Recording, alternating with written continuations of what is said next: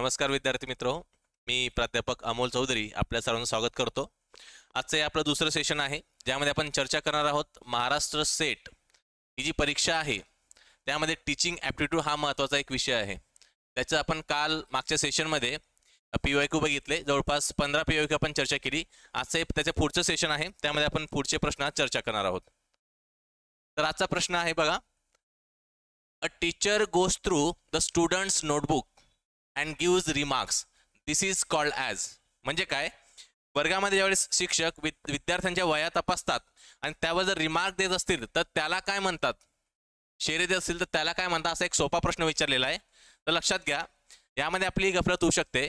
जवळपास 4 पर्याय या ठिकाणी दिलेले आहेत। एक म्हणजे नोंदवही तपासणी म्हणता का, त्यानंतर दैनंदिन शेरे त्याला म्हणू शकतो का, किंवा मूल्यमापन किंवा मूल्यांकन, असे 4 पर्याय आपल्या समोर दिलेले आहेत। तर लक्षात घ्या, शिक्षक ज्यावेळेस विद्यार्थ्याची वही तपासतात त्यावेळेस त्याचं कारण काय असतं, तर विद्यार्थ्याची झालेली प्रगती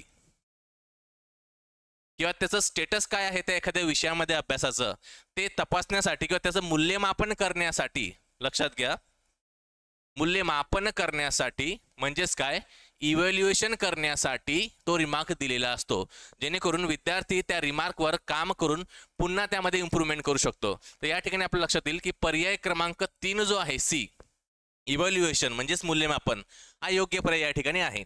बरोबर। तर चला पुढचा प्रश्न बघूया।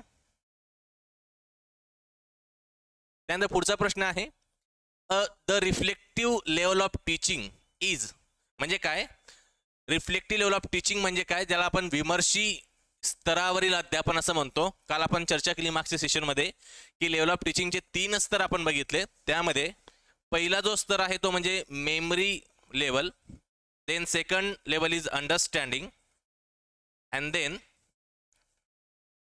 Reflective level. साधारणतः रिफ्लेक्टिव्ह लेवल ऑफ टीचिंग जी आहे ती हायर एज्युकेशन मध्ये वापरली जाते, ज्या ठिकाणी विद्यार्थी जे काही नॉलेज त्याला मिळालेलं आहे त्याचं ॲप्लिकेशन रिअल लाईफ प्रॉब्लेमला करण्याचा प्रयत्न करतो।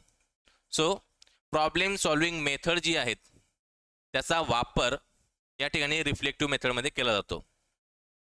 बरोबर।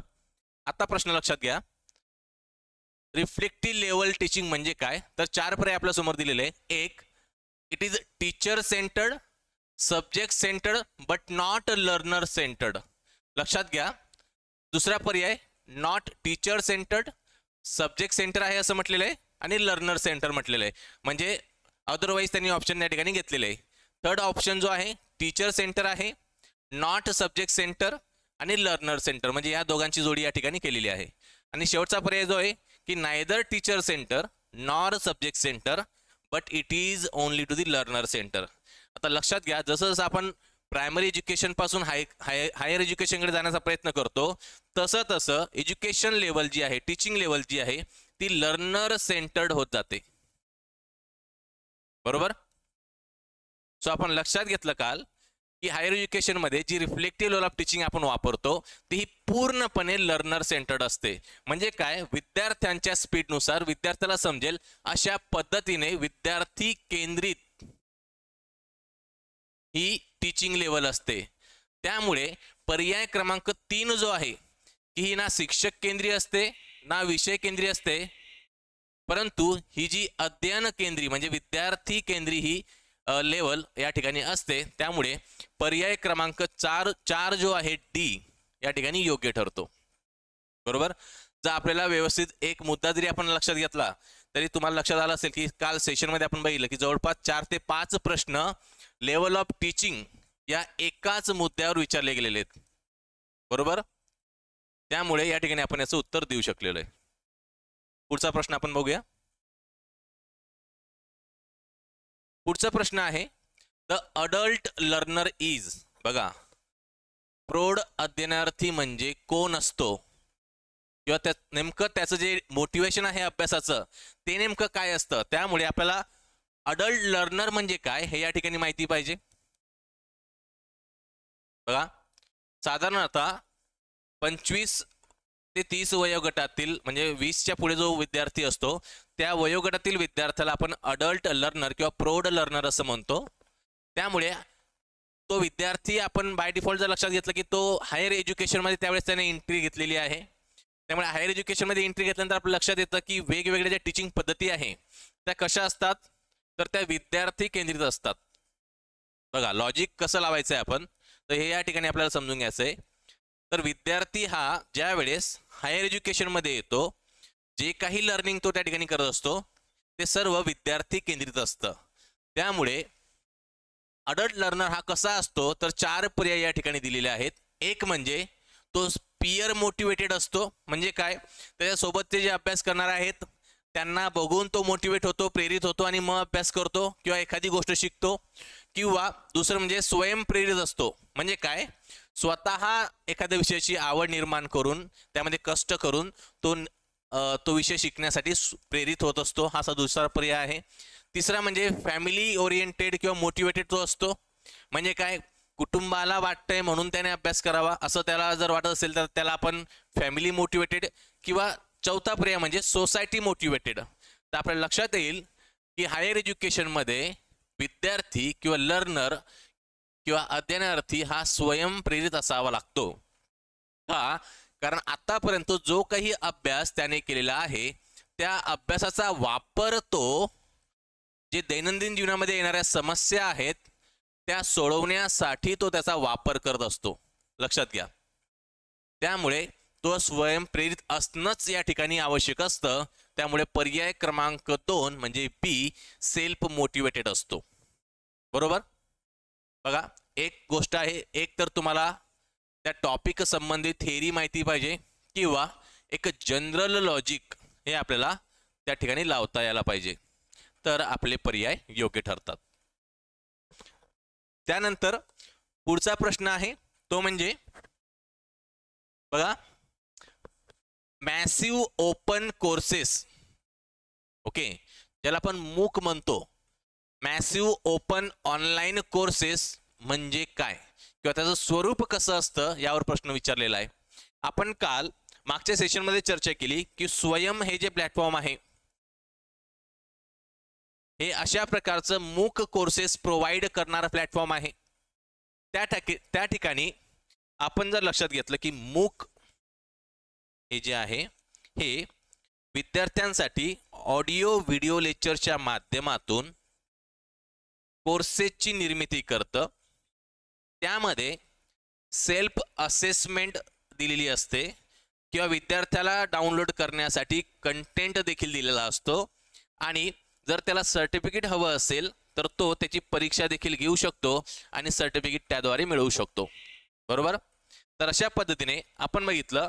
आणि एक महत्त्वाचं म्हणजे काय, हे रेकॉर्डेड लेक्चर असल्यामुळे विद्यार्थी कधीही आपल्या सोयीनुसार सेल्फ स्पीडनुसार ते लेक्चर्स बघू शकतो, कोर्स कंप्लीट करू शकतो आणि सर्टिफिकेट मिळवू शकतो. त्यामुळे मूक जे आहे मॅसिव्ह ऑनलाईन ओपन कोर्सेस या नावामध्येच त्याचं उत्तर दिलेलं आहे. तर लक्षात घ्या 4 पर्याय या ठिकाणी दिलेले आहेत, ते आधी समजून घेणं गरजेचं आहे. एक म्हणजे त्यांचं असं म्हणणं आहे की मूक हे कसे असतात, फ्लेक्झिबल असतात, ओपन फॉर्म आहे आणि सेल्फ डिरेक्टेड आहेत, ऑनलाईन आहेत, डिझाइन्ड फॉर मास पार्टिसिपेशन. बरोबर. पर्याय बघा. त्यानंतर दुसरा पर्याय आहे फ्लेक्झिबल आहेत, open form of teacher directed म्हटलेलं आहे. बघा teacher directed online learning design for mass participation हा जो पॉइंट आहे या ठिकाणी लक्षात घ्या. सेल्फ डिरेक्टेड आणि टीचर डिरेक्टेड. पुन्हा तिसरा पर्याय आहे flexible open form of self directed म्हटलेले आहे, पण पुन्हा एकदा वेगळा शब्द या ठिकाणी वापरला की ते ऑफलाईन असतात. त्यानंतर चौथा पर्याय फ्लेक्झिबल ओपन पण टीचर डिरेक्टेड असतात आणि ऑफलाईन देखील असतात. तर आताच आपण हा मुद्दा समजून घेतला की मूक कोर्सेस हे कसे असतात, ऑनलाईन असतात, ओपन असतात आणि आपल्या सोयीनुसार म्हणजे स्वतःच्या स्पीडनुसार जेव्हा हवंय तेव्हा आपण ते कोर्सेस बघू शकतो. त्यामुळे दे आर सेल्फ डिरेक्टेड आणि ते कसे असतात, ऑनलाईन असतात. त्यामुळे पर्याय क्रमांक ए या ठिकाणी बरोबर ठरतो की ते फ्लेक्झिबल आहेत, ओपन फॉर्ममध्ये आहेत, सेल्फ डिरेक्टेड आहेत आणि ऑनलाईन आहेत मास पार्टिसिपेशनसाठी. बरोबर. म्हणजे स्वयं हा एक मुद्दा केल्यामुळे जवळपास 5-6 प्रश्नाची उत्तर आपण आतापर्यंत दिलेली आहेत. ओके. तर पर्याय क्रमांक ए या ठिकाणी योग्य ठरतो. त्यानंतर पुढचा प्रश्न बघूया. त्यामध्ये त्यांनी असं विचारलंय की अध्यापनाच्या आधुनिक सहाय्यभूत प्रणालीमध्ये कोणकोणत्या गोष्टीचा समावेश होतो. म्हणजेच काय तर मॉडर्न टीचिंग सपोर्ट सिस्टीम. लक्षात घ्या, एखाद्या वर्गामध्ये ज्यावेळेस शिक्षक एखादा मुद्दा शिकवत असतो त्यावेळेस त्याला काही गोष्टींची सहायता लागते, म्हणजे टीचिंग एड्स तो वापरत असतो. त्यामध्ये दोन प्रकार आपण करू शकतो. एक म्हणजे traditional teaching aids and then modern teaching aids. सहज गोष्ट आहे, म्हणजे आधीच्या काळामध्ये ज्यावेळेस डिजिटल टेक्नॉलॉजीचा उपयोग केला जात नव्हता त्यावेळेस एखादी कन्सेप्ट विद्यार्थ्याला समजून सांगण्यासाठी ज्या ज्या संसाधनाचा उपयोग शिक्षक वर्गामध्ये करत होता त्या सर्वांना आपण काय म्हणतो, traditional support system for teaching. आणि आता म्हणजे काय तर टेक्नॉलॉजीच्या उदयानंतर ज्या सर्व गोष्टीचा उपयोग करून ज्यावेळेस आपण एखादा मुद्दा वर्गात शिकवत असतो त्या सर्व संसाधनांना आपण काय म्हणणार आहोत, modern support system for teaching. त्यामुळे पर्याय आता आपण बघूया की 4 पर्याय आपल्या समोर आहेत. एक म्हणजे smart board, green board, chart आणि मॅप्स. तर लक्षात घ्या, आपण जर घेतलं की चार्ट आणि मॅप्स हे ट्रेडिशनल सपोर्ट सिस्टीम मध्ये देखील होते. ग्रीन बोर्ड देखील हा ट्रेडिशनल सपोर्ट सिस्टीम म्हणजे टेक्नॉलॉजीच्या आधी येणारा एक तो पर्याय आहे. त्यामुळे एकच पर्याय आपल्या समोर उरतो, तो म्हणजे स्मार्ट बोर्ड. बघा, स्मार्ट बोर्ड म्हणजे काय तर टेक्नॉलॉजीचा वापर करून कन्सेप्ट समजावून सांगण्यासाठी वापरलेला तो एक बोर्ड आहे, ज्यामध्ये आपण ऑडिओ व्हिडिओ देखील किंवा डिजिटल स्वरूपाचं कोणतीही गोष्ट असेल ते विद्यार्थ्यांना दाखवू शकतो आणि ती कन्सेप्ट त्यांच्यापर्यंत पोहोचवू शकतो. त्यामुळे सोपं याचं उत्तर आहे ते म्हणजे स्मार्ट बोर्ड हा मॉडर्न सपोर्ट सिस्टीमचा भाग आहे. ओके. त्यानंतर पुढचा प्रश्न आहे की अंतर्गत मूल्यमापनाला खालीलपैकी काय लागू पडत नाही. आधी प्रश्न समजून घेणं महत्वाचं आहे. अंतर्गत मूल्यमापन बघा,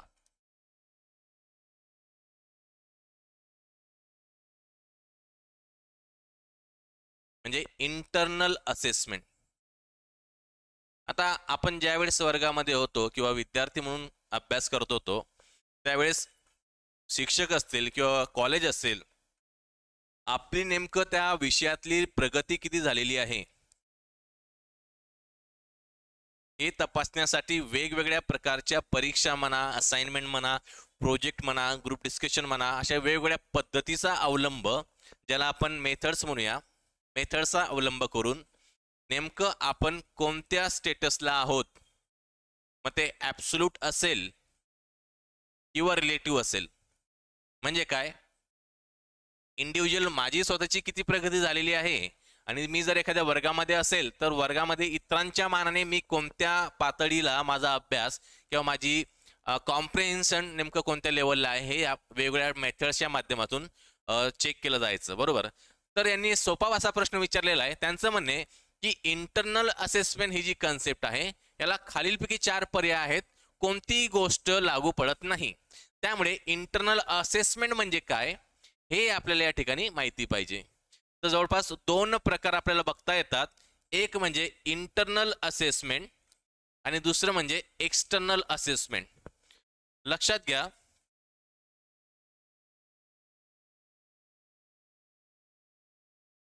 इंटरनल असेसमेंट म्हणजे काय, ज्यावेळेस शिक्षक किंवा कॉलेज रेग्युलर बेसिसवर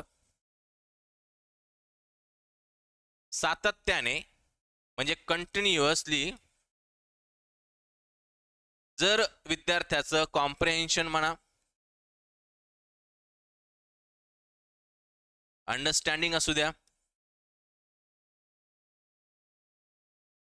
किंवा आपण म्हणूया एक सोपा शब्द आपण वापरूया की लर्निंग स्टेज जी आहे ती जर चेक करत असेल तर त्याला आपण काय म्हणतो, इंटरनल असेसमेंट. बरोबर. आणि एक्सटर्नल असेसमेंट म्हणजे काय तर अंतिम पातळीचा निकाल जो असतो म्हणजे एंड असेसमेंट, जे आपण म्हणूया की लेखी परीक्षेच्या माध्यमातून परीक्षेच्या माध्यमातून कॉलेज किंवा बाह्य एजन्सी जर असेल, बाह्य टीचर्स असतील, ते चेक करण्याचा प्रयत्न करतात की विद्यार्थ्याचा अभ्यास नेमका कितपत झालेला आहे. ओके, एक्सटर्नल असेसमेंट म्हणजे काय? एंड इव्हॅल्युएशन देखील आपण त्याला म्हणू शकतो. एंड इव्हॅल्युएशन त्या ठिकाणी केलं जातं. आणि हे जे आहे इंटरनल, ते कंटिन्युअस इव्हॅल्युएशन आहे. तर लक्षात घ्या, आपण जर या दोन बाबी समजून घेतल्या तर आपण पर्याय आता बघू शकतो. 4 पर्याय दिलेले आहेत की इंटरनल असेसमेंट म्हणजे नेमकं काय. तर एक म्हणजे integration of teaching and evaluation.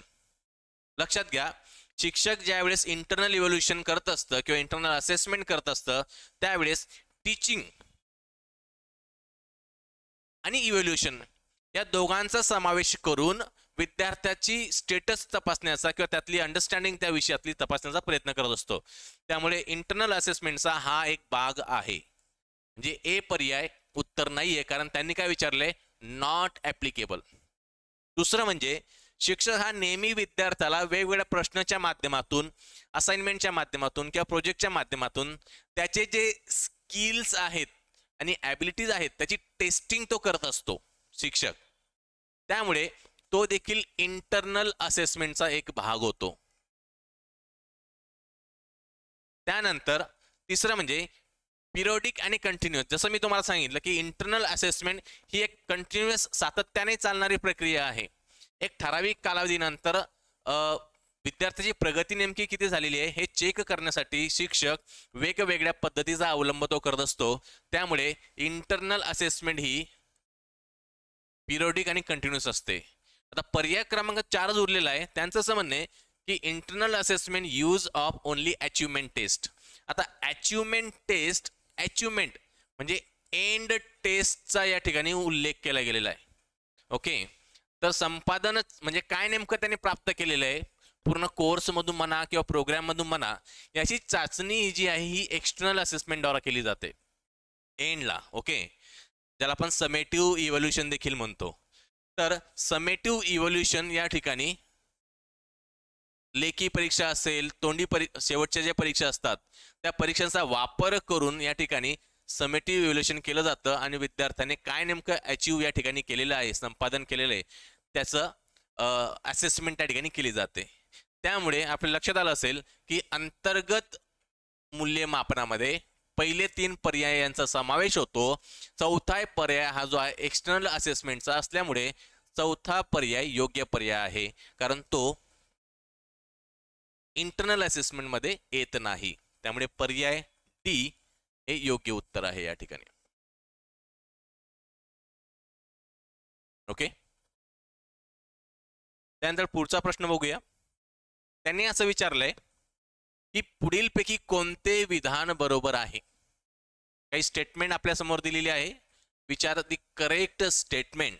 Okay, so teaching is dependent process. बघा, टीचिंग म्हणजे नेमकं काय असं त्यांनी विचारलेलं आहे की टीचिंग इज डिपेंडंट प्रोसेस असा पहिला पर्याय आहे. ती एक आश्रयी प्रक्रिया आहे. टीचिंग इज इंडिपेंडंट प्रोसेस, स्वाश्रयी आहे, म्हणजे ती कोणत्याही इतर घटकांवर डिपेंडंट नाहीये. तिसरा पर्याय म्हणजे product of teaching must be learning. बघा, म्हणजे अध्यापनाचे फलित हे अध्ययनच असले पाहिजे असं त्यांचं म्हणणं आहे. मस्ट म्हणजे टीचिंग केल्यानंतर learning should be the objective, or we can say it is a result of teaching. आणि चौथा पर्याय म्हणजे अध्ययन हे अध्यापनावर अवलंबून आहे, म्हणजे कोणतीही गोष्ट शिकणे हे टीचिंगवर डिपेंड असतं असं त्यांचं म्हणणं आहे. आता 4 पर्याय वाचल्यानंतर आपल्याला असं लक्षात येईल की टीचिंग जे आहे, ज्याला आपण अध्यापन म्हणतो, आता कोणत्याही मुद्दा किंवा कोणतीही कन्सेप्ट जर विद्यार्थ्याला शिकवायची असेल तर ती खूप साऱ्या घटकांवरती अवलंबून असते, ज्यामध्ये काही अंतर्गत घटक असतात आणि काही बाह्य घटक असतात. बरोबर, त्यामुळे आपल्याला असं म्हणता येत नाही की टीचिंग ही कोणत्याच गोष्टीवर डिपेंड नाहीये. तर टीचिंग ही लर्नरवर पण डिपेंड असते आणि टीचरवर देखील डिपेंड असते. त्यानंतर लर्नरचं प्रिव्हियस नॉलेज काय आहे, प्रिव्हियस नॉलेज हे देखील त्या ठिकाणी महत्त्वाचं ठरतं, किंवा टीचिंग एन्व्हायरमेंट कसं आहे हे देखील महत्त्वाचं ठरतं, किंवा जो लर्नर आहे तो स्वयंप्रेरित आहे किंवा नाही. म्हणजे काय, मुळात मला असं सांगायचंय की टीचिंग हा जो फॅक्टर आहे it is a dependent variable on various factors. Okay, so teaching he dependent आहे. आता तुम्हाला असं या ठिकाणी आपण कन्फ्यूज होऊ शकतो की sir product of teaching must be learning, असं नाहीये. ओके, म्हणजे आपण शिकवल्यानंतर विद्यार्थी शिकेलच त्यातून काही असं नाहीये, तर इतर देखील टीचिंगचे रिझल्ट असू शकतात. त्यामुळे पर्याय क्रमांक सी त्या ठिकाणी होत नाही. डी म्हणजे एखादी गोष्ट आपण ज्यावेळी शिकतो ती टीचिंग केल्यानंतरच शिकू का, तर नाहीये. माझ्या ऑब्झर्वेशन असेल, आता दैनंदिन जीवनामध्ये आपण खूप साऱ्या गोष्टी लहान मुलाला आपण स्कूलमध्ये पाठवत नाही, स्टील तो काही गोष्टी शिकतो. त्यामुळे टीचिंगच्याच माध्यमातून त्याचं शिक्षण होणार आहे किंवा अध्ययन होणार आहे असं पण नाहीये. त्यामुळे पर्याय क्रमांक डी देखील उत्तर होत नाही. त्यानंतर आपण आत्ताच बघितलं की ती इंडिपेंडंट नाहीये, टीचिंग इंडिपेंडंट नाहीये. सो पर्याय क्रमांक बी देखील चुकीचा आहे. त्यामुळे पर्याय ए म्हणजे काय, teaching is dependent process. Okay, it is a dependent process. Okay, समजलं? चला, त्यानंतर पुढचा प्रश्न आहे तो म्हणजे अध्ययनाच्या प्रक्रियेमध्ये काय महत्वाचं आहे. लक्षात घ्या, आता एक पॉइंट या ठिकाणी लक्षात घ्या, पॉइंट ऑफ कन्फ्युजन. म्हणजेच काय, जे काही पर्याय आपल्या समोर दिलेले आहेत कधी कधी असं वाटेल की ते त्यापैकी बहुतांशी पर्याय हे योग्य आहेत, पण या ठिकाणी योग्य पर्यायापेक्षा अधिक योग्य पर्याय कोणता आहे हे या ठिकाणी आपल्याला उत्तर देणं अपेक्षित आहे. म्हणजे प्रत्येक दृष्टिकोनातून म्हणजे सब्जेक्टिव्ह ही कन्सेप्ट होऊ शकते कोणताही. आपण जर टीचिंग ॲप्टिट्यूड म्हटलं तर आपल्याला असं वाटू शकते की हा पॉईंट महत्वाचा आहे किंवा दुसऱ्याला वाटू शकते की दुसरा पॉईंट महत्वाचा आहे. पण लक्षात घ्या, ॲक्सेप्टेड नॉर्मनुसार किंवा ज्या काही थेरीज एज्युकेशन सब्जेक्टमध्ये दिल्या गेलेल्या आहेत त्याच्या नॉर्म्सनुसार आपल्याला अधिक योग्य पर्याय निवडणं या ठिकाणी गरजेचं आहे. आता हा मुद्दा लक्षात घेतल्यानंतर प्रश्न बघूया, तो म्हणजे is very important in the process of learning. म्हणजे काय, एखादी गोष्ट शिकत असताना नेमकं कोणकोणत्या गोष्टी महत्वाच्या ठरतात. आता बघा, 4 पर्याय आपल्या समोर दिलेले. एक म्हणजे शालेय वातावरण, 2 म्हणजे पायाभूत सुविधा, 3 म्हणजे पूर्वज्ञान आणि 4थं म्हणजे शिक्षकाचे व्यक्तिमत्व. बरोबर. आता आपण म्हणाल की सर या 4ही गोष्टी बरोबर आहेत. मी तुम्हाला सहमत आहे की या 4ही पर्याय योग्य आहेत, पण यांच्यापैकी अधिक योग्य पर्याय कोणता. म्हणजे काय, आपण जर लक्षात घेतलं की लर्निंग करत असताना कोणतीही मुद्दा समजून घेत असताना त्या विद्यार्थ्याचं पूर्वज्ञान नेमकं काय आहे एखाद्या गोष्टीबद्दल, ही पहिली स्टेप असते. Okay, this is first step towards learning. त्यानंतर बाकीच्या स्टेप्स येतात, त्यानंतर बाकीच्या गोष्टी येतात की नेमकं स्कूल ॲटमॉस्फिअर कसं आहे, जे इन्फ्रास्ट्रक्चर जे आहे किंवा टीचर्स पर्सनॅलिटी जी आहे. बरोबर. जर आपलं पूर्वज्ञानच एखाद्याने जोखलं नाही किंवा चेक नाही केलं आणि एखादी नवीन संकल्पना शिकवायला सुरुवात केली तर कदाचित आपली लर्निंग प्रोसेस कुठेतरी हॅम्पर होणार आहे किंवा अडखडत त्याची प्रगती होणार आहे. त्यामुळे आपण जर लक्षात घेतलं तर पर्याय क्रमांक 3 जो आहे की कोणत्याही विषयासंबंधीचं पूर्वज्ञान, प्रिव्हियस नॉलेज, हे दिस इज द फर्स्ट और व्हेरी इम्पॉर्टंट, लक्षात घ्या, very important point in learning. अत्यंत महत्वाची बाब आहे की तुमचं पूर्वज्ञान त्या विषयाबद्दल काय आहे. बरोबर. आता जर एक साधं उदाहरण घेऊया. उदाहरणार्थ मी 12वी सायन्स नंतर 12th सायन्स नंतर मी जर इंजिनिअरिंगला गेलो तर मला मॅथ विषय त्या ठिकाणी असतो. आता मॅथ विषयासंबंधी मी जर 9वी पासून 12 समजा 8वी पासून 12वी पर्यंत मी जर योग्य पद्धतीने मॅथचा अभ्यास केला नसेल, माझं पूर्वज्ञान व्यवस्थित नसेल, तर इंजिनिअरिंगला गेल्यानंतर मला खूप साऱ्या अडचणींचा सामना त्या ठिकाणी करावा लागतो. म्हणजे जरी मला शिक्षक चांगले मिळाले किंवा सर्व गोष्टी जरी व्यवस्थित असेल तरी इतरांपेक्षा माझी प्रगती कुठेतरी कमी पडते, त्यामुळे पूर्वज्ञान हे या ठिकाणी अत्यंत महत्त्वाची बाब आहे. म्हणजे आपण कोरिलेट करू शकतो. तुम्ही स्वतःचं जरी उदाहरण त्या ठिकाणी डोळ्यासमोर ठेवलं तरी आपण ते कोरिलेट या ठिकाणी करताना दिसू शकतो. ओके, पुढचा प्रश्न आपण बघूया. प्रश्न असा आहे की परिणामकारक अध्यापन हे, बघा, परिणामकारक अध्यापन हे कशाचे फलित असते? ओके, लक्षात घ्या, इफेक्टिव्ह टीचिंग. बघा, फक्त टीचिंग या ठिकाणी नाही विचारलंय, ते आस्क्ड अबाउट इफेक्टिव्ह टीचिंग. आता इफेक्टिव्ह टीचिंग म्हणजे नेमकं काय? तर हे जर आपल्याला माहिती असेल तर आपल्याला त्या सर्व गोष्टी, या प्रश्नाची उत्तरे या ठिकाणी देता येतात. बघा, 4 पर्याय आपल्या समोर दिलेले आहे. एखादा शिक्षक वर्गामध्ये इफेक्टिव्ह टीचिंग करतो म्हणजे काय? तर तो वर्ग शिस्तीमध्ये ठेवत असेल तर त्याला इफेक्टिव्ह टीचिंग म्हणायचं का? किंवा वर्गामध्ये विद्यार्थी जर पंक्च्युअल असतील किंवा वक्तशीरपणा त्यांच्या अंगी असेल, वेळेवर वर्गात येत असतील तर त्याला इफेक्टिव्ह टीचिंग म्हणायचं का? किंवा जे काही संदर्भ ग्रंथ शिक्षक शिकवताना वापरतो वर्गामध्ये ते जर चांगल्या दर्जाचे असतील, उच्च प्रतीचे असतील तर त्याला इफेक्टिव्ह टीचिंग म्हणायचं का? तर लक्षात घ्या, पुन्हा पॉइंट ऑफ कन्फ्युजन हा मुद्दा लक्षात घेऊन हे 4ही पर्याय या ठिकाणी थोड्याफार प्रमाणात योग्य आहेत. बरोबर, कारण इफेक्टिव्ह टीचिंगसाठी या सर्वच बाबी महत्त्वाच्या आहेत. परंतु महत्त्वाचं म्हणजे काय, जो टीचर आहे, शिक्षक आहे, त्याच्याकडे जे नॉलेज आहे, गेल्या कित्येक वर्षापासून त्याने जो अभ्यास केलेला आहे, ते नॉलेजचा साठा त्याच्याकडे आहे. तो साठा जर त्याला फॅसिलिटेट करायचं असेल किंवा विद्यार्थ्यांपर्यंत पोहोचायचं असेल तर ते पोहोचण्यासाठी महत्त्वाची गोष्ट म्हणजे संभाषण. त्या शिक्षकाचं कम्युनिकेशन स्किल अत्यंत उत्तम असणं गरजेचं आहे. त्यानंतरच त्याच्या डोक्यामध्ये असलेली एखादी संकल्पना विद्यार्थ्यांपर्यंत जशीच्या तशी जर पोहोचवायची असेल तर संभाषण कला किंवा ज्याला आपण म्हणूया सुस्पष्ट संज्ञापना त्याच्याकडे असायला हवी. म्हणजेच काय, क्लिअर कम्युनिकेशन असायला हवं. त्याच्यानंतर बाकीच्या गोष्टी सुरू होतात.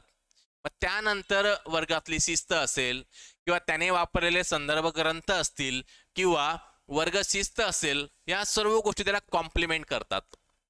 म्हणजे प्रायमरी गोष्ट काय आहे तर clear communication, it is the most important point for effective teaching. Okay, आता आपण अनुभवलं असेल की वेगवेगळ्या शिक्षकांसोबत आपण गेल्या कित्येक वर्षापासून शिकत आलेलो आहे, त्यामुळे स्पष्टपणे सांगणारे आणि ती कन्सेप्ट आपल्यापर्यंत पोहोचवणारे शिक्षक आपल्याला जास्त आवडायचे. त्यामुळे this is the most important. मी असं म्हणत नाहीये की बाकीच्या 3 इम्पॉर्टंट नाहीये, those are important but this is very important. So पर्याय क्रमांक 4 म्हणजेच डी या ठिकाणी योग्य पर्याय ठरतो. ओके, समजलं असेल. त्यानंतर पुढच्या प्रश्नाकडे आपण वळूया. त्यामध्ये त्यांनी असं म्हटलेलं आहे की जो परिणामकारक शिक्षक जो असतो, आताच आपण बघितलं की इफेक्टिव्ह टीचिंग काय असते.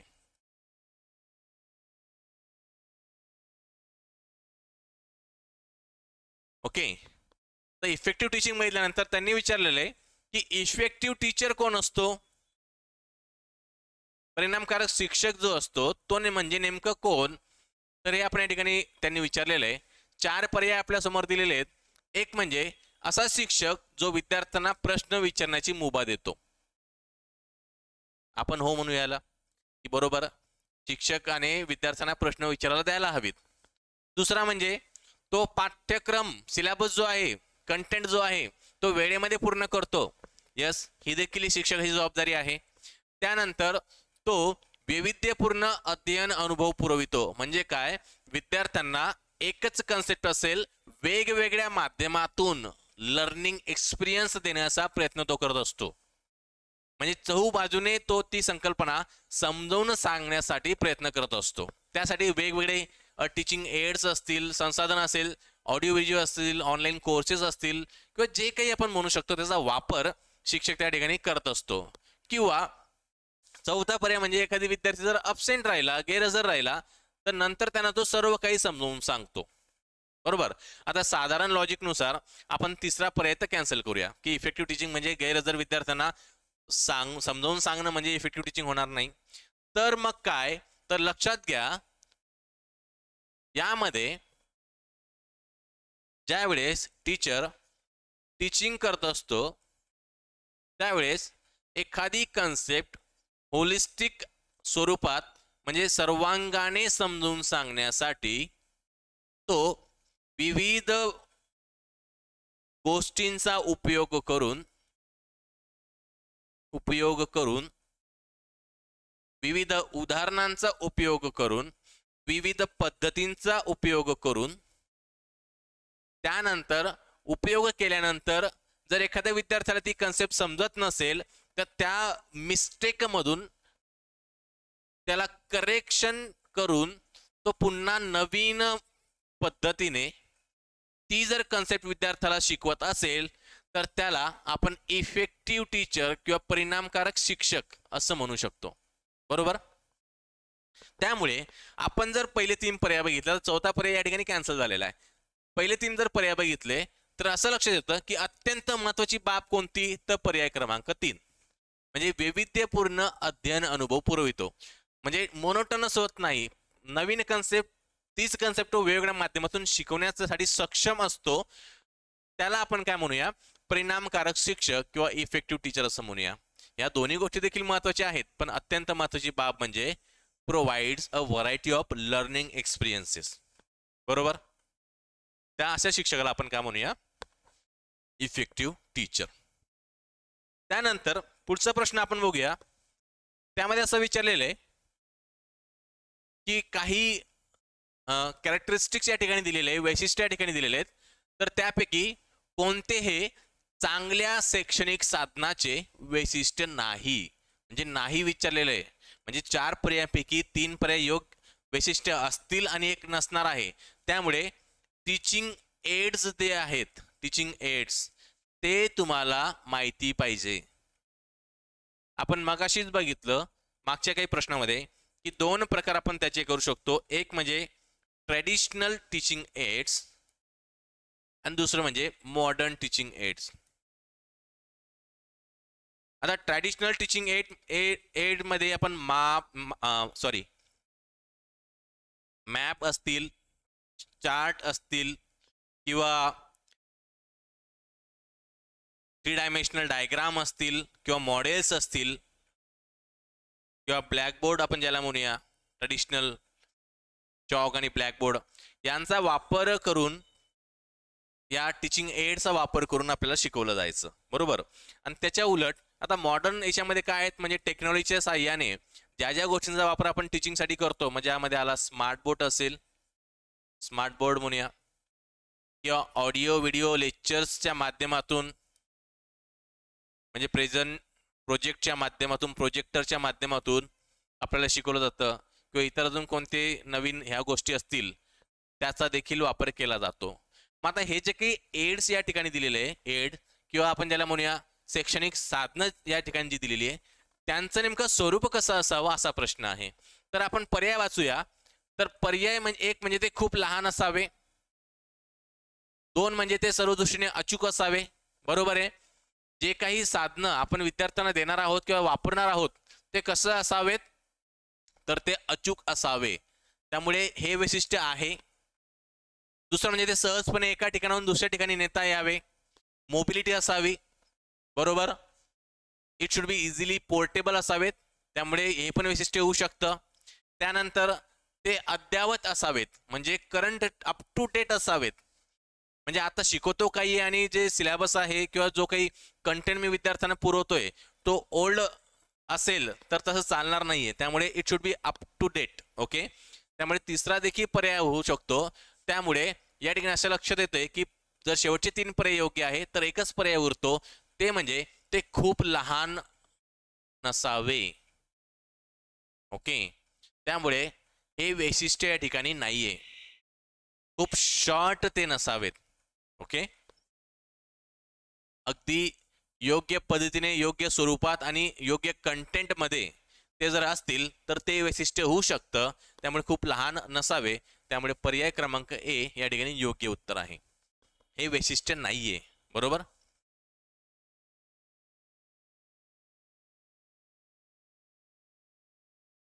त्यानंतर लक्षात घ्या, पुढचा प्रश्न आहे तो म्हणजे, जर तुमच्या विद्यार्थ्यांना, आता शिक्षक म्हणून आपल्याला या ठिकाणी विचार करायचा आहे, जर तुमच्या विद्यार्थ्यांना तुमच्या विषयाच्या अध्ययनाशी संबंधित अडचणी असतील तर त्यावर उत्तम उपाय कोणता, असा प्रश्न विचारलेला आहे. म्हणजे काय, ॲज अ टीचर मी जर एखादा मुद्दा किंवा एखादा विषय विद्यार्थ्यांना शिकवत असेल आणि त्यातला काही भाग जर त्यांना समजत नसेल तर त्यानंतर मी काय करणार, हा प्रश्न या ठिकाणी विचारलेला आहे. त्यासाठी आपल्याला वेगवेगळ्या गोष्टी, म्हणजे काय, साध्या शब्दात टीचिंगच्या पद्धती, टीचिंग मेथड्स आपल्याला या ठिकाणी माहिती पाहिजे. Teaching methods. त्यानंतर तो विषय शिकवल्यानंतर नेमकं इव्हॅल्युएशन कसं केलं जाईल हे देखील आपल्याला या ठिकाणी माहिती हवं. इव्हॅल्युएशन. मग मी एखादा मुद्दा जर विद्यार्थ्याला शिकवलेला आहे, तो जर त्याला समजत नाहीये तर मी नेमकं त्यावर उपाय कसं शोधणार. 4 पर्याय आधी लक्षात घ्या. एक तर मी त्याचा गृहपाठ देऊ शकतो की बाबा हा मुद्दा तुला समजत नाही त्यामुळे यावर प्रचंड जास्त गृहपाठ करून आण, किंवा त्याला मी सुपरवाइज करणार की बाबा तू अभ्यास ज्यावेळेस करतोय त्यावेळेस मी तुझ्यावर लक्ष ठेवेल म्हणजे जेणेकरून तो मुद्दा तुला समजेल. किंवा तिसरा पर्याय म्हणजे डायग्नोस्टिक टीचिंग. आता ही कन्सेप्ट आपल्याला माहिती नाहीये समजा, या 2 गोष्टी आपण सहज सांगू शकतो. किंवा फ्रिक्वेंट असेसमेंट, म्हणजे सातत्याने त्यावर वेगवेगळ्या पद्धतीने परीक्षा घेऊन म्हणा किंवा त्याला विचारून म्हणा, प्रश्न विचारून अशा वेगवेगळ्या पद्धतीने मी त्याचं मूल्यांकन करणार जेणेकरून तो विषय किंवा तो मुद्दा त्याला समजेल. असे 4 पर्याय आपल्या समोर दिलेले आहे. तर लक्षात घ्या, आता याचं उत्तर देण्यासाठी हा जो मुद्दा आहे आपल्याला माहिती नाहीये की डायग्नोस्टिक टीचिंग म्हणजे काय. तर लक्षात घ्या, ज्या पद्धतीने आपलं पोट दुखल्यानंतर आपण कोणाकडे जातो, डॉक्टरकडे जातो. डॉक्टर काय करतो, आपल्याला प्रश्न विचारतो. मग प्रश्न विचारून डॉक्टर काय करत असतो की प्रश्न विचारून तो नेमकं पोट कशामुळे दुखतंय, त्यांना आपण काय खाल्लं असेल किंवा त्यावर काय उपाय आपण देऊ शकतो हे शोधण्याचा डॉक्टर प्रयत्न करत असतो. त्याच पद्धतीने एज्युकेशन सेक्टरमध्ये डायग्नोस्टिक टीचिंग असा एक प्रकार आहे टीचिंगचा, ज्यामध्ये काही पद्धतींचा उपयोग करून नेमकं विद्यार्थ्याचे स्ट्रेंथ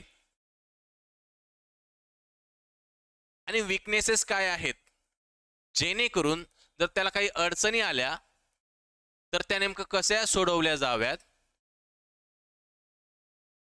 याचा विचार शिक्षक या डायग्नोस्टिक टीचिंग मध्ये करत असतो. म्हणजे एखादा विषय जर त्याला समजत नसेल तर नेमकं वेगवेगळ्या माध्यमातून, टेस्टच्या माध्यमातून, प्रश्नांच्या माध्यमातून नेमकं त्याला काय अडचण येत आहे हे समजून घेण्याचा शिक्षक ज्या वेळेस प्रयत्न करतो तशा पद्धतीच्या टीचिंगला आपण डायग्नोस्टिक टीचिंग किंवा निदानात्मक अध्यापन असं म्हणत असतो. बघा, आता टीचिंग मध्ये देखील आपण डॉक्टर सारखं काम करणार आहे. म्हणजे नेमका प्रॉब्लेम काय आहे आधी हे समजून घेणं गरजेचं आहे. फक्त त्याला होमवर्क देऊन की जा बाबा तुझा प्रॉब्लेम मी न विचारता जा जास्त पेजेस तू लिहून आण किंवा होमवर्क करून आण किंवा फक्त बैस माझ्यासमोर मी सुपरवाइज करतो, तर हे पर्याय या ठिकाणी योग्य होणार नाहीयेत. किंवा मूल्यांकन करून देखील ते पर्याय, तो प्रश्न सुटणार नाहीये. तर प्रश्न कधी सुटणार आहे, ज्या वेळेस नेमका प्रॉब्लेम काय आहे हा जर मला समजला आणि हा प्रॉब्लेम समजून घेण्यासाठी जी पद्धत आहे ती म्हणजे डायग्नोस्टिक टीचिंग, त्याला आपण निदानात्मक अध्यापन असं म्हणतो, त्याचा वापर करून आपण या ठिकाणी विद्यार्थ्याचा प्रश्न सोडवू शकतो. बरोबर. सो पर्याय क्रमांक सी या ठिकाणी योग्य ठरतं. त्यानंतर पुढचा प्रश्न असा आहे की अध्यापनाचे प्रमुख उद्दिष्ट कोणते. 4 पर्याय आपल्या समोर दिलेले आहे. तर त्यांनी असं विचारले की ऑब्जेक्टिव्ह ऑफ टीचिंग. बघा, main objective of teaching. Okay, आता ऑब्जेक्टिव्ह खूप सारे असू शकतात, पण दिलेल्या पर्यायांपैकी मेन ऑब्जेक्टिव्ह कोणता आहे असं या ठिकाणी विचारलेलं आहे प्रश्नामध्ये. तर आधी आपण वाचून घेऊया 4 पर्याय. एक म्हणजे अध्ययन टू फॅसिलिटेट लर्निंग. त्यानंतर दुसरं म्हणजे to give information about unknown facts, म्हणजे ज्या काही माहिती विद्यार्थ्याला माहिती नाही आहेत ती तथ्यांबाबत विद्यार्थ्यांना माहिती देणं, हा एक ऑब्जेक्टिव्ह होऊ शकतो का? किंवा एखादी क्लिष्ट संकल्पना असेल, कठीण संकल्पना असेल तर ती सोपी करून वेगवेगळ्या शैक्षणिक संसाधनाचा वापर करून त्याला समजून सांगणे, हा उद्दिष्ट होऊ शकतो का? किंवा त्याला लर्निंग संबंधी काही चांगल्या सवयी लावणे, असा ऑब्जेक्टिव्ह होऊ शकतो का? तर आता लक्षात घ्या, UGC जी आहे, युनियन ग्रँड कमिशन, यांचं जे म्हणणे की टीचर जो असतो, teacher, the main role of teacher is facilitation. म्हणजे काय? जगामध्ये उपलब्ध असणारा जो काही माहितीचा साठा आहे किंवा ज्ञान आहे त्याची तोंड ओळख करून देणे, म्हणजे फॅसिलिटेशन करणे टू द लर्नर. विद्यार्थ्याला त्याचं फॅसिलिटेशन करणं किंवा त्यांचं दुवा बनण्याचं काम कोणाचं आहे? आपण म्हणूया दुवा बनण्याचं काम कोणाचं आहे? तर शिक्षकाचं आहे. So main objective of teaching काय असणार आहे? टू फॅसिलिटेट लर्निंग, म्हणजे विद्यार्थ्यांना सहज पद्धतीने शिकता यावं, कमीत कमी अडचणींचा सामना त्याला करावा लागावा. बरोबर? म्हणजे त्याला चांगल्या सवयी लावणं हा होऊ शकतो, पण हा मेन ऑब्जेक्टिव्ह नाहीये. किंवा कठीण संकल्पना सोपी करून सांगणे हा देखील ऑब्जेक्टिव्ह होऊ शकतो, पण मेन ऑब्जेक्टिव्ह नाहीये.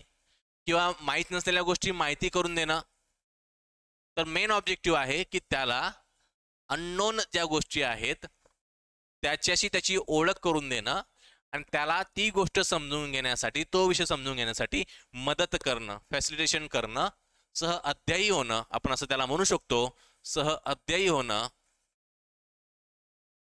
हे काम कोणाचं आहे? तर टीचरचं आहे. त्यामुळे पर्याय क्रमांक ए जो आहे तो या ठिकाणी योग्य पर्याय आहे. बघा लक्षात घ्या, बाकीचे ऑब्जेक्टिव्ह देखील योग्य असू शकतात, पण रिलेटिव्हली मेन ऑब्जेक्टिव्ह काय आहे हे या ठिकाणी आपल्याला उत्तर द्यायचं आहे. त्यामुळे पर्याय क्रमांक ए योग्य ठरतो. त्यानंतर पुढचा प्रश्न असा आहे की जो शैक्षणिक अध्ययन कालावधी म्हणजे काय, अकॅडमिक लर्निंग टाइम, हा कशावर अवलंबून नसतो. नसतो म्हटलेलं आहे, म्हणजे कशावर अवलंबून असतो हे आपल्याला माहिती पाहिजे. सो अकॅडमिक लर्निंग टाइम, बघा लक्षात घ्या ही कन्सेप्ट. म्हणजे काय, तर जो विद्यार्थी असतो किंवा अध्ययनकर्ता असतो किंवा लर्नर आपण ज्याला म्हणूया, तो लर्नर एखाद्या ठराविक पिरियडमध्ये एखादी ठराविक गोष्ट शिकण्यासाठी वेगवेगळ्या माध्यमातून तो त्यामध्ये इन्व्हॉल्व असतो, इंगेज असतो आणि त्यानंतर एखाद्या परीक्षेचा वापर करून तो त्यामध्ये सक्सेसफुल देखील होतो. हा जो पिरियड आहे ज्यामध्ये विद्यार्थी त्या ठिकाणी इंगेज असतो, इन्व्हॉल्व असतो, ती प्रोसेस तो एन्जॉय करतो किंवा काही गोष्टी तो समजून घेतो, त्यावर चिंतन करतो आणि त्या चिंतनाचा उपयोग तो दैनंदिन जीवनामध्ये येणाऱ्या ज्या समस्या आहेत त्या सोडवण्यासाठी त्याचा वापर करतो, त्या पिरियडला आपण काय म्हणूया, अकॅडमिक लर्निंग टाइम किंवा शैक्षणिक अध्ययन कालावधी असं आपण त्याला म्हणू शकतो. आता यामध्ये जर हे आपण ही कन्सेप्ट समजून घेतली आहे तर नेमकं या कशावर डिपेंड असेल, तर एक म्हणजे जो कंटेंट असणार आहे, जो सिलेबस असणार आहे किंवा जो अभ्यासक्रम असणार आहे तो नेमका कशा स्वरूपाचा आहे, त्याचा ऑब्जेक्टिव्ह काय आहे, नेमकं काय कारणासाठी तो आपण शिकवणार आहोत विद्यार्थ्यांना, यावर देखील तो अध्ययन पिरियड डिपेंड असतो. त्यानंतर जो अभ्यासक्रम मी शिकवणार आहे तो नेमकं कशा स्वरूपाचा आहे, डिफिकल्ट आहे का सोपा आहे, त्यावर देखील तो अध्ययन पिरियड ठरणार आहे. कदाचित डिफिकल्ट विषय असेल त्याला जास्त वेळ लागू शकतो आणि सोपा असेल तर कमी वेळ लागू शकतो. त्यानंतर किती कालावधी आपण त्यावर वापरणार आहोत, किती वेळेचा वापर करणार आहोत, आपल्याकडे अवेलेबल आवर्स किती आहेत, याचा देखील वापर त्या ठिकाणी किंवा यावर देखील ती संकल्पना डिपेंड असते. आता चौथा पर्याय जो आहे की विद्यार्थ्याचं ॲटिट्यूड टुवर्ड्स लर्निंग. बघा आता एखादा विद्यार्थ्याचं ॲटिट्यूड हे कसं असू शकतं, तर ते पॉझिटिव्ह असू शकतं किंवा निगेटिव्ह असू शकतं.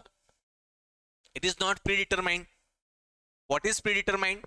या तीन ज्या बाबी आहेत, content, difficulty level of content आणि टाइम स्पेंड फॉर लर्निंग, या काय होऊ शकतात, प्री डिटरमाइन होऊ शकतात, की याच्यावर मुख्यतः अकॅडमिक लर्निंग पिरियड ठरत असतो.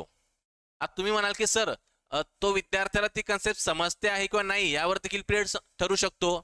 तर टीचर म्हणून लक्षात घ्या, टीचर म्हणून तो जो निगेटिव्ह ॲटिट्यूड जर असेल तर वेगवेगळ्या मेथड्सचा उपयोग करून टीचर तो ॲटिट्यूड पॉझिटिव्ह कडे कन्वर्ट करू शकतात. त्यामुळे चौथा पर्याय जो आहे, स्टुडंट्स ॲटिट्यूड टुवर्ड्स लर्निंग, हा लर्निंग पिरियडचा भाग होत नाही. त्यावर त्या समस्येवर उपाय हा चालू क्लासमध्ये किंवा during that learning period we can find and we can convert the student from negative towards positive. Okay, so पहिले तीन पर्याय हे भाग आहेत, चौथा हा भाग नाहीये. त्यामुळे नाही असा प्रश्न विचारलेला की कोणता नसतो. त्यामुळे डी म्हणजे विद्यार्थ्याची अध्ययनाप्रती अभिवृत्ती हा पर्याय योग्य आहे. डी पर्याय योग्य आहे.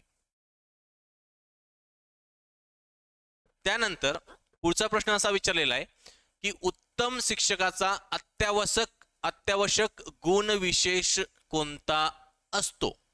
बघा, उत्तम शिक्षक, प्रत्येकाला सेट परीक्षा दिल्यानंतर कसं शिक्षक व्हायचंय? उत्तम शिक्षक व्हायचंय, बेस्ट टीचर व्हायचंय. त्यामुळे काही क्वालिटीज आपल्यामध्ये असणं गरजेचं आहे. आता एक लक्षात घ्या, सेट परीक्षेमध्ये टीचिंग ॲप्टिट्यूड, ओके, ज्याला अध्यापन कल असं आपण म्हणतो किंवा अध्यापन अभिव्यक्ती असं म्हणतो, तर त्याचं नेमकं कारण काय आहे हा विषय आपल्याला सेट परीक्षेमध्ये देण्याचा. तर एक म्हणजे ही परीक्षा पास झाल्यानंतर ज्यावेळेस आपण शिक्षक म्हणून वर्गामध्ये जाणार आहोत त्यावेळेस काही टेक्निकल गोष्टी आपल्याला माहिती असणं गरजेचं आहे, किंवा ज्या समस्या आपल्याला येणार आहेत फ्लोअरला त्या समस्या सोडवण्यासाठी त्यावर उपाय आपल्याला माहिती असणं गरजेचं आहे. काही क्वालिटीज आपल्याकडे असणं गरजेचं आहे. त्यामुळे याचा अभ्यास करून आपण त्या स्वतःमध्ये आणू शकतो. त्यामुळे उत्तम शिक्षक म्हणजे नेमका कोण? मतलब प्रत्येकाचं उत्तर वेगवेगळ्या या ठिकाणी येऊ शकतं. ओके, लक्षात घ्या. आधी आपण पर्याय बघून घेऊ. आता एक एक एक महत्वाची बाब म्हणजे काय, तर आपल्याला जे उत्तर द्यायचं आहे तर पर्यायापैकीच उत्तर आपल्याकडे आहे. कदाचित उत्तर वेगळं असू शकतं सब्जेक्टिव्हली, पण जे पर्याय आपल्या समोर आहेत त्यामध्ये जास्त योग्य पर्याय कोणता हे लॉजिक टीचिंग ॲप्टिट्यूड मध्ये लागू होतं. लक्षात घ्या, बरोबर. त्यामुळे युनिव्हर्सल लॉजिक त्या ठिकाणी लावायचं आहे. पहिलं म्हणजे जर त्या शिक्षकाकडे स्ट्रॉंग सब्जेक्ट नॉलेज असेल तर त्याला उत्तम शिक्षक म्हणायचं का? म्हणजे उत्तम विषय ज्ञान असेल तर त्याला उत्तम शिक्षक म्हणायचं का? किंवा त्याला मनापासून अध्यापनाची आवड असेल तर त्याला उत्तम शिक्षक म्हणायचं का? किंवा त्याचं कम्युनिकेशन लँग्वेज फ्लुएन्सी असेल, ज्या भाषेमध्ये तो विषय शिकवत असेल त्याच्यामध्ये जर त्याची फ्लुएन्सी असेल तर त्याला उत्तम शिक्षक म्हणायचं का? किंवा त्याचं प्रेझेंटेशन स्किल, सादरीकरण उत्तम जर असेल. बघा, आता चारही मुद्दे कन्फ्यूज करणारे आहेत. तर एक लक्षात घ्या, या चारही पर्यायापैकी अत्यंत महत्वाची बाब जी आहे, व्हेरी इम्पॉर्टंट क्वालिटी, ती म्हणजे त्याला जो काही विषय तो शिकवणार आहे किंवा त्याला शिकवण्याची काय असायला हवी, आवड असायला हवी. तर आणि तरच बाकीच्या गोष्टी देखील तो स्वतःहून करून घेऊ शकतो. म्हणजे आवड जर असेल तरच त्याच्याकडे विषय ज्ञान असणार आहे. म्हणजे विषय ज्ञान नाही आहे आणि शिकवण्याची आवड नाही तर तो उत्तम शिक्षक होणार नाही. त्यामुळे आवड जर असेल तर बाय डिफॉल्ट विषय ज्ञान येणार आहे किंवा फ्लुएन्सी देखील येणार आहे किंवा त्याचं प्रेझेंटेशन देखील तो व्यवस्थित करू शकतो. सो या ठिकाणी असं लक्षात येतं की त्याला जेन्युइन इंटरेस्ट असायला पाहिजे त्या विषयामध्ये. तर आणि तरच तो बेस्ट टीचर बनू शकतो. सो पर्याय क्रमांक बी या ठिकाणी योग्य उत्तर आहे. ओके. त्यानंतर पुढचा प्रश्न असा आहे की अध्यापनाच्या पद्धतीमध्ये बघा, टीचिंग मेथड्समध्ये ज्या वेळेस शिक्षक हा विशिष्टाकडून सामान्याकडे जातो, एक सूत्र आहे, ही एक पद्धत आहे. बघा लक्षात घ्या, विशिष्टाकडून सामान्याकडे जाणं ही एक पद्धत आहे टीचिंगची. तर त्या टीचिंग मेथडला नेमकं काय म्हणतो, असा एक सोपा प्रश्न आहे. In method of teaching teacher uses the maxim, आपण म्हणूया की एक सूत्र म्हणूया किंवा पद्धत म्हणूया, त्या पद्धतीचा तो वापर करतो ज्याला आपण स्पेसिफिक टू जनरल असा तो अप्रोच असतो शिक्षकाचा. तर अशा पद्धतीला नेमकं काय म्हणतात हे याचं उत्तर त्यांनी विचारलेलं आहे. आता याचं जर उत्तर आपल्याला द्यायचं असेल तर याच्या 4 कन्सेप्ट या ठिकाणी दिलेल्या आहेत. आता ज्या टीचिंग मेथड आहेत त्या खूप प्रकारच्या आहेत, पण त्यापैकी ज्या इथे दिलेल्या आहे लक्षात घ्या, पहिली जी आहे ॲनालिटिकल. आता ॲनालिटिकल टीचिंग मेथड म्हणजे काय, एखादी क्लिष्ट संकल्पना जर विद्यार्थ्यांना समजावून सांगायची असेल तर अशा वेळेस टीचर काय करतो, त्या संकल्पनेचं किंवा त्या मुद्द्याचं किंवा त्या विषयाचं वेगवेगळ्या भागांमध्ये डिवायडेशन करून किंवा वेगळं करून एक एक मुद्दा तो विद्यार्थ्यांना समजावून सांगण्याचा प्रयत्न करतो.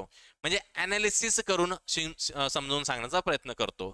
So teacher divide a concept into the parts असं म्हणूया आपण, आणि देन मेक स्टुडंट अंडरस्टँड.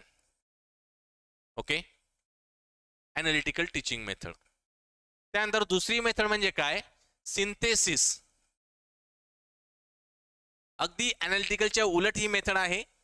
ज्या वेळेस शिक्षक संकल्पनेला वेगवेगळ्या भागांमध्ये डिवाइड करून विद्यार्थ्यांना समजून सांगण्याचा प्रयत्न करतो आणि नवीन काहीतरी संकल्पना शिकवण्याचा प्रयत्न करतो, त्या उलट वेगवेगळ्या संकल्पनांचं एकत्रीकरण करून नवीन काहीतरी नॉलेज विद्यार्थ्यांना ज्यावेळेस शिक्षक समजावून सांगण्याचा प्रयत्न करतो, त्या मेथडला आपण काय म्हणतो, सिंथेसिस मेथड. म्हणजे काय, सोप्या शब्दात म्हणूया की ॲग्रिगेट करतो किंवा एकत्र करतो त्या कन्सेप्ट्स आणि त्याच्यातून काहीतरी न्यू नॉलेज, नवीन कन्सेप्ट विद्यार्थ्याला समजावून सांगण्याचा प्रयत्न कोण करत असतो, शिक्षक या ठिकाणी करत असतो. अशा पद्धतीला आपण काय म्हणतो, सिंथेसिस टीचिंग मेथड. त्यानंतर इंडक्टिव्ह टीचिंग मेथड आणि डिडक्टिव्ह टीचिंग मेथड. बघा लक्षात घ्या, तिसरा जो पर्याय आहे, या दोन मी आता या ठिकाणी समजले असतील तुम्हाला.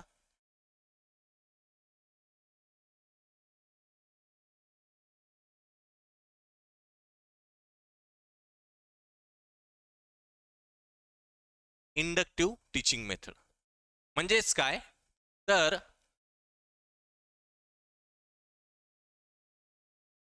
सामान्याकडून विशिष्टाकडे, म्हणजे काय, जनरल नॉलेज, एखादी कन्सेप्ट जर आपल्या अवतीभोवती असेल, जनरल नॉलेज उपलब्ध असेल, तर त्याचे उदाहरणं देऊन एखादी विशिष्ट संकल्पना ज्यावेळेस शिक्षक समजावून सांगण्याचा प्रयत्न करत असतो तर त्याला आपण काय म्हणतो, इंडक्टिव्ह टीचिंग मेथड असं म्हणत असतो. म्हणजेच काय, दैनंदिन जीवनातील सर्व उदाहरणांचा वापर करून एक विशेष ज्ञान ज्यावेळेस शिक्षक देण्याचा प्रयत्न करतो त्याला आपण उद्गामी किंवा इंडक्टिव्ह, म्हणजे फ्रॉम जनरल टू स्पेसिफिक, म्हणजे खूप साऱ्या गोष्टी आजूबाजूला आपल्या असतील त्यातून कॉमन फीचर फाइंड आउट करून ते समजावून सांगण्याचं काम ज्यावेळेस शिक्षक करतो त्यावेळेस आपण इंडक्टिव्ह टीचिंग मेथड असं त्याला म्हणत असतो. आणि याच्या उलट शेवटची जी आहे ती म्हणजे डिडक्टिव्ह टीचिंग मेथड. म्हणजेच काय, ज्याला अवगामी अध्यापनाची पद्धत आपण म्हणत असतो. तर अशा वेळेस विशिष्ट वैशिष्ट्यावरून ज्यावेळेस आपण त्याला सामान्याकडे नेत असतो अशा पद्धतीला आपण डिडक्टिव्ह मेथड म्हणतो. म्हणजे आता लक्षात आलं असेल की पर्याय क्रमांक 4 उत्तर आहे. तर एखादं पर्टिक्युलर गोष्ट दाखवून की बाबा याचे फीचर्स हे आहेत त्यामुळे बाकीच्यांचे पण फीचर्स सेमच असतील असं ज्यावेळेस आपण म्हणतो त्यावेळेस विशिष्टाकडून सामान्यांकडे म्हणजे when we generalize the theory from the specific. उदाहरणार्थ ज्यावेळेस समजा ॲपल ज्यावेळेस झाडावरून खाली पडलं त्यावेळेस न्यूटनने म्हटलं की सर्वच प्रकारची ॲपल किंवा ज्या काही जड वस्तू जर आकाशातून सोडल्या आपण काही ठराविक कंडिशनला तर त्या खालीच पडतात आणि त्यामुळे गुरुत्वाकर्षणाचा शोध लागला. याचा अर्थ प्रत्येक गोष्टीला गुरुत्वाकर्षण लागू होतं पृथ्वीवर. म्हणजे काय एका विशिष्ट उदाहरणावरून त्याने तो नियम जनरलाइज केला. ओके. तसंच वर्गामध्ये मी एखादं उदाहरण देऊन जर विद्यार्थ्यांना सांगत असेल की ज्या वेळेस उदाहरणार्थ मागणी वाढल्यानंतर महागाई देखील वाढू शकते जर पुरवठा कमी असेल तर हा देखील नियम सर्वांना लागू होतो. तर याला आपण काय म्हणूया डिडक्टिव्ह मेथड किंवा अवगामी शिक्षणाची किंवा अध्यापनाची पद्धत असं आपण या ठिकाणी म्हणू शकतो. त्यामुळे पर्याय क्रमांक 4 हा योग्य पर्याय या ठिकाणी आहे. त्यानंतर पुढचा प्रश्न बघूया तो म्हणजे शैक्षणिक साहित्याची निवड प्रामुख्याने कोणत्या गोष्टीवर अवलंबून असते.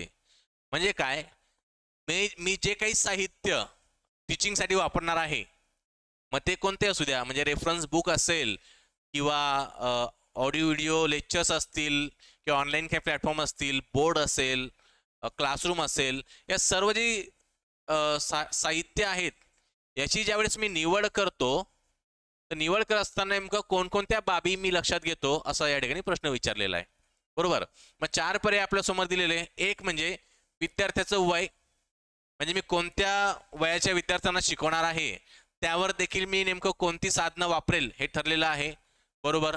हे योग्य वाटतंय. त्यानंतर विद्यार्थ्याची अभिरुची नेमकं विद्यार्थ्याचा इंटरेस्ट काय आहे त्या विषयासंबंधी हे जर मला माहिती असेल तर मी अधिक योग्य पद्धतीने त्याला शिकवू शकतो किंवा त्या अभिरुचीनुसार त्याला आवडणारी साधनं आहेत की जे नेमकरून ज्याने इफेक्टिव्ह लर्निंग होऊ शकते अशी साधनं मी वापरणार जर मला अभिरुची माहिती असेल तर. किंवा विद्यार्थ्याचं वय आणि त्याची प्रेरणा मोटिवेशन नेमकं काय आहे हे देखील मला जर माहिती असेल तर मी त्याला व्यवस्थित शिकवू शकतो. किंवा educational level and age of student म्हणजे त्याचं नेमकं शैक्षणिक स्तर आणि त्याचं वय या सर्व बाबी या ठिकाणी त्यांनी विचारलेलं आहे. आता लक्षात घ्या 4ही पर्याय अगदी जवळचे आहेत. म्हणजे आपल्याला वाटेल की सर सर्वच गोष्टी महत्त्वाच्या आहेत पण सर्वात महत्त्वाची गोष्ट काय म्हणजे एक तर वय आणि मोटिवेशन या 2 जर बाबी मला माहिती असतील तर मी कोणत्या साहित्याचा वापर करावा जेणेकरून इफेक्टिव्ह लर्निंग होणार आहे हे ठरू शकतं. सो पर्याय क्रमांक 3 जो आहे age and motivation of students हा पर्याय योग्य ठरतो या ठिकाणी कारण प्रेरणा त्याची स्वयंप्रेरणा ही या ठिकाणी खूप महत्त्वाची आहे. बरोबर. त्यानंतर पुढचा प्रश्न बघूया. एक सिच्युएशन आपल्याला दिलेली आहे की एका शैक्षणिक वर्षाच्या सुरुवातीला एक टीचर आहेत सिंधू त्यांच्या वर्गातील विद्यार्थ्यांच्या क्षमता निश्चित करण्यासाठी प्रश्नोत्तरे घेतात. आता बघा म्हणजे एक मॅडम आहेत सिंधू मॅडम दरवर्षी नेमकं विद्यार्थ्याची जी ॲबिलिटी आहे ती नेमकी कोणत्या स्तराला आहे to determine the ability of the student ते काही क्वेश्चन आन्सर त्याला विचारतात जेणेकरून त्यांना समजतं की बाबा प्रत्येक विद्यार्थ्याची प्रिव्हियस नॉलेज किंवा अंडरस्टँडिंग नेमकं किती आहे आणि त्यानुसार कोणती साधनं आपण वापरायला पाहिजे या कोणत्या टीचिंग मेथडने आपण त्यांना शिकवायला पाहिजे असं ते दरवर्षी करत असतात. आता यांनी असं विचारलेलं की ही जी मेथड ते वापरतायत मूल्यांकनासाठी ती नेमकं कोणती मेथड आहे. तर लक्षात घ्या 4 पर्याय आपल्या समोर दिलेले आहेत. आता हे 4ही पर्याय वरचे 3 पर्याय तर आपण ऑलरेडी डिस्कस केलेले आहेत. 4था पर्याय समजा आपल्याला नवीन असू शकतो जर आपण अभ्यास केला तर तोही आपल्याला माहिती आहे. परंतु आता लक्षात घ्या एक म्हणजे फॉर्मेटिव्ह इव्हॅल्युएशन. आता फॉर्मेटिव्ह इव्हॅल्युएशन म्हणजे काय त्यावेळेस शिक्षक वर्ष सुरू होण्याच्या आधी आणि वर्षभरामध्ये देखील सातत्याने विद्यार्थ्याची प्रगती तपासण्यासाठी, त्यांचं अंडरस्टँडिंग तपासण्यासाठी वेगवेगळ्या माध्यमातून जर मूल्यांकन करत असेल तर त्याला आपण फॉर्मेटिव्ह इव्हॅल्युएशन किंवा आकारिक इव्हॅल्युएशन मूल्यांकन असं म्हणतो. म्हणजे सुरुवातीलाच मी त्याला काही गोष्टी समजून घेईल. आता वर्गात मी आल्यानंतर वर्षाच्या शेवटी तर मी मूल्यांकन करू शकत नाही, त्यामुळे आधीच मला वर्गाचे जजमेंट घेणं अपेक्षित असतं की नेमकं प्रत्येक विद्यार्थी किंवा विद्यार्थिनीचा स्तर काय आहे ज्ञानाचा, ते तपासण्यासाठी मी काही प्रश्न देखील त्याला विचारू शकतो, जसं आपण करत असू, जर शिकवत असू सध्या तर. त्यामुळे त्याला आपण काय म्हणूया, आकारिक इव्हॅल्युएशन म्हणू शकतो. समेटिव्ह इव्हॅल्युएशन म्हणजे काय, साकारिक इव्हॅल्युएशन म्हणजे काय, मूल्यांकन म्हणजे काय, तर त्याची झालेली प्रगती जर मला चेक करायची असेल अंतिमतः, म्हणजे युनिट टेस्ट असेल किंवा मिड सेम एक्झाम असेल किंवा शेवटची वर्ष टर्म एंड एक्झाम असेल, तर या परीक्षेच्या माध्यमातून देखील मी त्याची प्रगती किंवा मूल्यांकन करू शकतो. तर अशा पद्धतीला आपण साकारिक किंवा समेटिव्ह इव्हॅल्युएशन म्हणतो. त्यानंतर निदानात्मक म्हणजे काय, जर एखादा विद्यार्थ्याला विषय समजत नसेल, बाकीच्यांना समजतोय, तर त्याचं विकनेस किंवा नेमकं त्याला अडचण काय आहे हे समजून घेण्यासाठी जर मी काही त्याला विचारत असेल किंवा एखादी टेस्ट करत असेल तर त्या पर्टिक्युलर मेथडला आपण डायग्नोस्टिक इव्हॅल्युएशन असं म्हणतो, म्हणजे निदानात्मक मूल्यांकन म्हणतो. त्यानंतर संकलित मूल्यांकन म्हणजे काय, प्रत्येक चॅप्टरच्या शेवटी ज्यावेळेस मी शिकवतो तर प्रत्येक युनिट नंतर किंवा चॅप्टर नंतर मी परीक्षा घेत असतो किंवा वेगवेगळ्या माध्यमातून त्यांची अंडरस्टँडिंग लेवल किती झालेली आहे हे समजून घेण्याचा प्रयत्न करत असतो. त्याला मी क्युम्युलेटिव्ह इव्हॅल्युएशन म्हणजे थोड्या कालावधीनंतर किंवा चॅप्टर नंतर ते मी समजून घेण्याचा प्रयत्न करत असतो. त्यामुळे आता लक्षात येईल की त्यांनी असं विचारलेलं आहे की मॅडम ज्यावेळेस शिकवायला सुरुवात करतात त्याच्या आधी विद्यार्थ्यांना प्रश्न विचारतात, तर नेमकं त्यांची ॲबिलिटीज काय आहे हे समजून घेण्यासाठी. तर आपण सहज उत्तर देऊ शकतो की it is kind of formative evaluation. पर्याय ए या ठिकाणी योग्य ठरतो. म्हणजे काय, आकारिक मूल्यांकन ही पद्धत त्या मॅडम त्या ठिकाणी वापरत आहे प्रश्नामध्ये, बरोबर. त्यानंतर शेवटचे 1-2 प्रश्न आपण चर्चा करूया. आता यामध्ये असं विचारलंय की पाठ्यक्रमातील आशयाचे रोजच्या आयुष्यात उपयोजन साधण्यासाठी काय अधिक उपयुक्त आहे. म्हणजे काय, जो काही कोर्स कंटेंट आपण शिकत असतो तो डे टू डे लाईफमध्ये कोणत्या पद्धतीने वापरला जाऊ शकतो, म्हणजे अशी कोणती मेथड आहे की तो कंटेंट तुम्ही रिअल लाईफमध्ये वापरण्यासाठी तुम्हाला ती मदत करते. 4 पर्याय आपल्याला दिलेले आहेत. एक म्हणजे डेमॉन्स्ट्रेशन मेथड. आता डेमॉन्स्ट्रेशन मेथड म्हणजे काय, प्रात्यक्षिक किंवा दिग्दर्शन पद्धत त्याला आपण म्हणतो, की एखादा भाग किंवा एखादी वस्तू टीचर आपल्याला दाखवून ती नेमकं स्टेप बाय स्टेप पद्धतीने कशी वापरावी किंवा ती कशी समजून घ्यावी हे आपल्याला डेमॉन्स्ट्रेशन पद्धतीमध्ये सांगितलं जातं.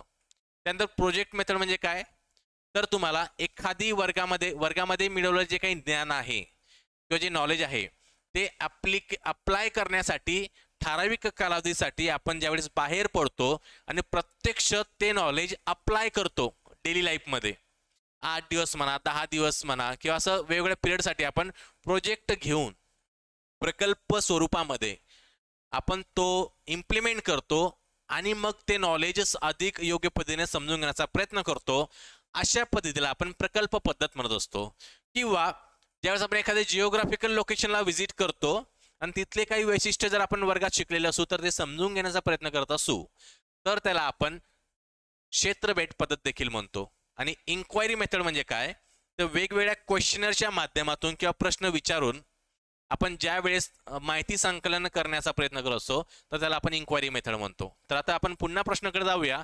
प्रश्नामध्ये असं विचारलेलं आहे की डे टू डे लाईफमध्ये जे काही नॉलेज तुम्ही शिकलेलं आहात, कंटेंट शिकलेलं आहेत, ते अधिक योग्य पद्धतीने कोणत्या पद्धतीने वापरलं जाईल. तर आता आपण उत्तर देऊ शकतो की महत्त्वाचं म्हणजे प्रकल्प पद्धत जी आहे, प्रोजेक्ट मेथड, म्हणजे शिकलेल्या गोष्टी किंवा नॉलेज ॲप्लिकेशन करण्यासाठी ही मेथड अगदी योग्य आहे. ओके, तर अशा पद्धतीने पर्याय क्रमांक बी या ठिकाणी योग्य ठरतो. त्यानंतर शेवटचा प्रश्न बघूया. त्यामध्ये असं विचारलेलं आहे की in order to monitor students, बघा, in order to monitor students progress and to modify teaching the best method of evaluation is, म्हणजे पुन्हा काय तर इव्हॅल्युएशन मेथड. तुम्हाला जर इव्हॅल्युएशन माहिती असेल की इव्हॅल्युएशन म्हणजे काय आणि त्याचे टाईप्स नेमकं कोणते कोणते आहेत, तर तुम्ही सहज याचं उत्तर देऊ शकतात. तर त्यांनी असं विचारलेलं आहे की विद्यार्थ्याच्या प्रगतीचं देखरेख करून त्यावर अध्यापनामध्ये थोडेसे बदल करण्यासाठी कोणती पद्धत सर्वोत्कृष्ट आहे. म्हणजे ज्या वेळेस मी वर्गामध्ये शिकवतो त्यावेळेस विद्यार्थ्यांची प्रगती नेमकं कशी होत आहे आणि किती होत आहे याचा फीडबॅक घेऊन मी माझ्या टीचिंगमध्ये देखील बदल करत जातो, कारण त्याच पद्धतीने मी त्यांना टीचिंग करणार नाहीये. तर अशा बदलासाठी मी कोणती इव्हॅल्युएशन मेथड वापरणार, तर आपण लक्षात घेतलं होतं की सातत्यपूर्ण मेथडची या ठिकाणी गरज आहे. सातत्याने वर्षभरामध्ये आपण ते इव्हॅल्युएशन करणार आहोत आणि आपल्या टीचिंगमध्ये बदल करणार आहोत. त्यामुळे अशी एकच पद्धत या ठिकाणी आपल्याला आता लक्षात आली असेल, ती म्हणजे फॉर्मॅटिव्ह इव्हॅल्युएशन. कारण समेटिव्ह इव्हॅल्युएशन जे आहे ते एंड इव्हॅल्युएशन म्हणून देखील आपण म्हणू शकतो, की सर्व अंतिम परीक्षेच्या माध्यमातून. क्वालिटेटिव्ह इव्हॅल्युएशन म्हणजे एखादा विषय विद्यार्थ्याला कितपत समजलेला आहे हे वेगवेगळ्या माध्यमातून ज्यावेळेस आपण समजून घेण्याचा प्रयत्न करतो त्याला आपण क्वालिटेटिव्ह इव्हॅल्युएशन म्हणतो. म्हणजे कॉम्प्रेहेन्शन म्हणूया किंवा अंडरस्टँडिंग म्हणूया.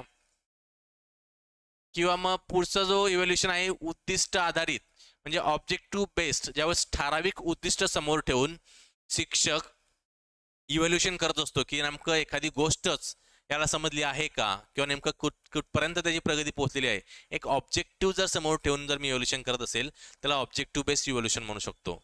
पण जर नियमित पद्धतीने मॉनिटर करायचं असेल आणि त्याचा उपयोग करून जर टीचिंगमध्ये बदल करायचा असेल तर अशा इव्हॅल्युएशनला आपण फॉर्मेटिव्ह इव्हॅल्युएशन म्हणजेच काय आकारिक मूल्यमापन असं या ठिकाणी म्हणत असतो.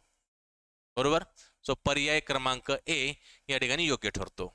तर अशा पद्धतीने आपण वेगवेगळ्या प्रश्नांची चर्चा केलेली आहे. आजचं दुसरं सेशन आपलं होतं ज्यामध्ये आपण जवळपास 20 प्रश्नांची चर्चा केलेली आहे. अगदी सखोलपणे प्रश्न आणि त्याचे जे पर्याय आहेत त्या कन्सेप्ट नेमका काय आहेत आणि पुन्हा आपण प्रश्नाकडे गेलेलो आहे, जेणेकरून उत्तर आपण सहज पद्धतीने देऊ शकतो. तर नक्कीच तुम्हाला हे लेक्चर आवडलं असेल. त्यामुळे आज आपण या ठिकाणी थांबूया. भेटूया नेक्स्ट सेशनमध्ये. थँक्यू.